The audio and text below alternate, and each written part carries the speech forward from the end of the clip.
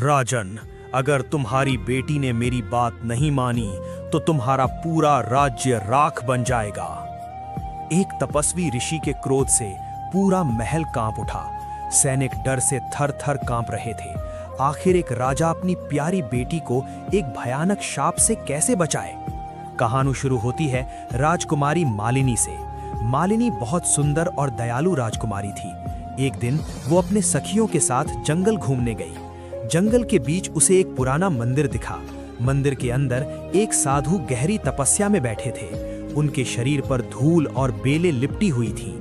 मालिनी को लगा ये कोई साधारण पत्थर की मूर्ति है। मजाक में उसने पास रखे घड़े से पानी उठाकर उस पर डाल दिया।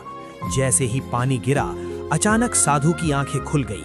वो कोई साधारण साधु नहीं थे, महातपस्वी ऋषि दुर्वासा थे। उनका क्रोध पूरे ब्रह्मांड में प्रसिद्ध था। गुस्से में ऋषि गरज उठे, मूर्ख लड़की, मेरी 1000 साल की तपस्या भंग कर दी। अब तुम्हारे पूरे राज्य को इसका दंड मिलेगा। तभी अचानक राज्य में अजीब घटनाएं होने लगी। नदियां सूखने लगीं, खेत बंजर हो गए, लोग बीमार पड़ने लगे। घबराकर राजा खुद ऋषि के पास पहुंचे और बोले, मुनिवर, मेरी बेटी से भूल हो गई, कृपा करके राज्य को बचा लीजिए।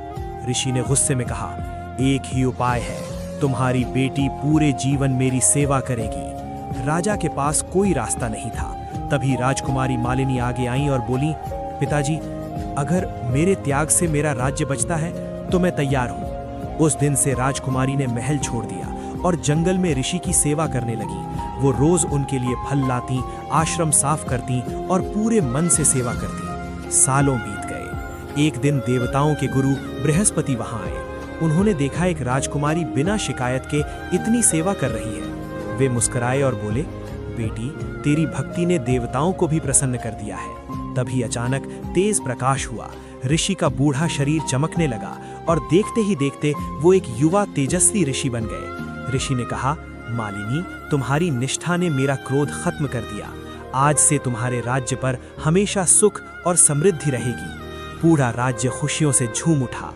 कहानी की सीख, सच्ची निष्ठा और